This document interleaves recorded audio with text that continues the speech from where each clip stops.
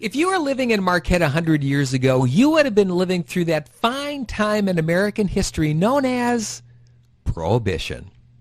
For 14 years in Michigan, a year longer than the rest of the country, it was illegal to buy, sell, or drink alcohol, a law that very few people, as it turned out, actually followed.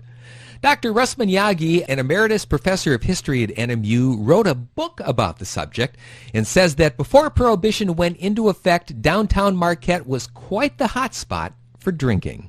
In, say, 1910, there were 50 saloons in downtown Marquette.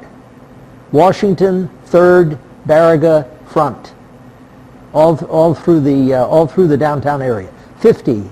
And they were like one after another on Washington. Prohibition ended up becoming law for a number of reasons. There was a movement then by the Anti-Saloon League. Christian women were involved and so on. And there was a movement to bring about Prohibition.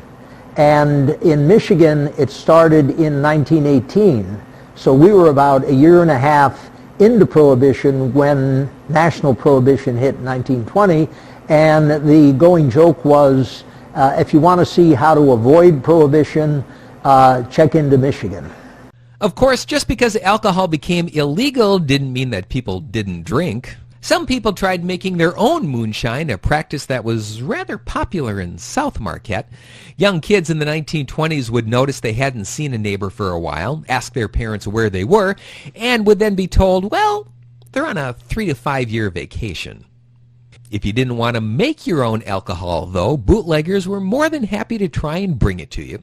Because Canada was just a boat ride away, the UP became a rather popular spot for smuggling in whiskey.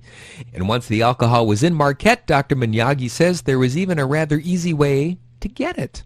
Blaine Betts told me the story about his grandfather. His grandfather came up here from Lower Michigan to Marquette, worked for the police force for a few years, and then decided to kind of go on his own, and he opened up a pressing shop. You'd bring your clothes in and have them pressed, and it was kind of kitty corner on Baraga, kitty corner from the courthouse. And the liquor would come from Canada, land at the foot of Baraga Avenue, then be transferred to the basement of the old customs house, and then people would come down and buy it. And Mr. Betts would buy the liquor, have it in his press shop. Then you would show up with your coat, your overcoat, in the summer over your arm, in the winter on. Leave the overcoat. He would then cut pockets in the overcoat and fill the pockets with small bottles that were filled with liquor.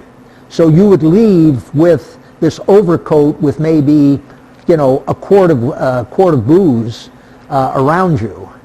And but you had to be, you see, even there you had to be careful. He would keep some of his kids ironing in the window to give the impression that they were really pressing clothes. Prohibition didn't stop people from drinking, but one of the things it did do was to drive alcohol underground, where it couldn't be taxed, and that's one of the reasons Dr. Manyagi says it was eventually repealed.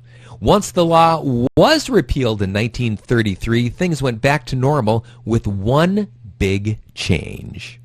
The other part of the end of Prohibition is that the number of saloons, for instance, here in Marquette, earlier I had mentioned there were 50 in the downtown area. With the end of Prohibition, that number never reached that extreme.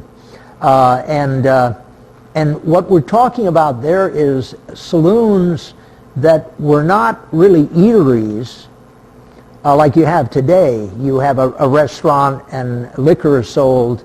This was straight whiskey and beer.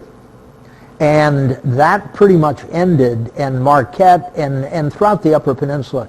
You did not have that proliferation of a return of saloons